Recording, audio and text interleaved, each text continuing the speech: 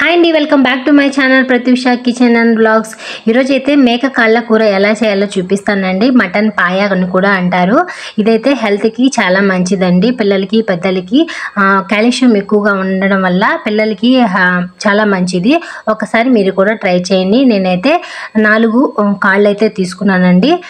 వాటిని కట్ చేసి ఇప్పుడైతే కొద్దిగా పసుపు ఉప్పు వేసి బాగా ముక్కలకి పట్టించాలి. అప్పుడైతే నీచు స్మెల్ లేకుండా ఉంటుందండి. ముక్కలకి బాగా ప్రతి ఒక్క ముక్కని పట్టుకొని ఉప్పు పసుపు బాగా పట్టించాలి. 5 నిమిషాలు పక్కన పెట్టుకోవాలి.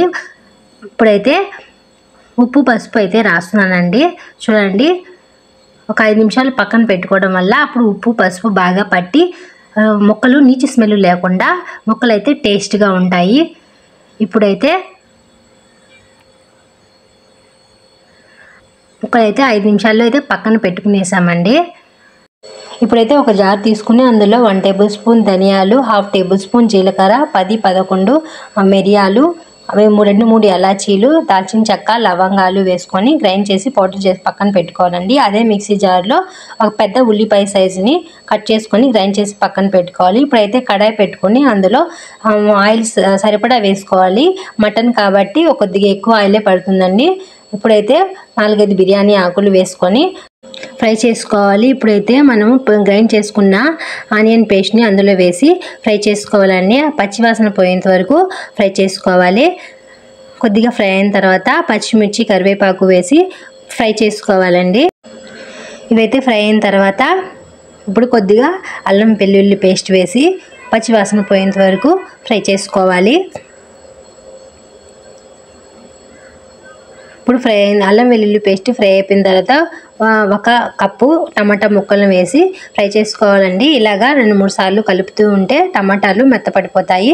ఇప్పుడైతే టమాటాలు మెత్తపడిపోయాయి. ఇప్పుడు ఒక 1/2 టేబుల్ స్పూన్ పసుపు వేసుకొని బాగా కలుపుకోవాలి. ఇప్పుడైతే ఫ్రై అయిపోయిందండి. ఇప్పుడు మనము కడిగి శుభ్రం చేసి పెట్టుకున్న కాళ్ళ ముక్కలను అందులో వేసి ఫ్రై చేసుకోవాలి. బాగా ఫ్రై చేయడం వల్ల ముక్కలు బాగా టేస్ట్గా ఉంటాయి. ఇప్పుడైతే కొద్దిసేపు ఫ్రై చేసుకోవాలండి. ఒక 5 నిమిషాలు ఫ్రై చేసుకుంటూ ఉంటే ముక్కలు టేస్ట్గా అవుతాయి. ఇప్పుడు కొద్దిగా ఫ్రై అయిన తర్వాత 2-3 టేబుల్ స్పూన్ల కారం వేసుకోండి. మీకు సరిపడా కారం వేసుకోండి. ఇప్పుడైతే 1 టేబుల్ స్పూన్ సాల్ట్ వేసుకొని మనం గ్రైండ్ చేసుకున్న పౌడర్ని అందులో వేసుకొని ఫ్రై చేసుకోవాలి. మీరైతే ఈ పౌడర్ లేకపోతే గరం మసాలా కానీ కొద్దిగా ధనియాల పౌడర్ వేసి ఫ్రై చేసుకోవచ్చు. అదే టేస్ట్ వస్తుంది. లేకపోతే ఎండు కొబ్బరి వేసి ఫ్రై చేసుకోండి.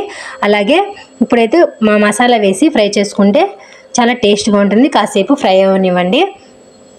ఇప్పుడైతే ఫ్రై అయిపోయిన తర్వాత సరిపడా వాటర్ వేసుకోవాలండి. నేనైతే 700 ml వాటర్ అయితే వేసాను. వాటర్ వేసుకొని బాగా కలుపుకోవాలి. ఇప్పుడు రుచికి సరిపడా సాల్ట్ చూసుకొని వేసుకోండి. నేనైతే వేయలేదు, సరిపోయింది. ఇప్పుడైతే కుక్కర్లో పెట్టేశానండి.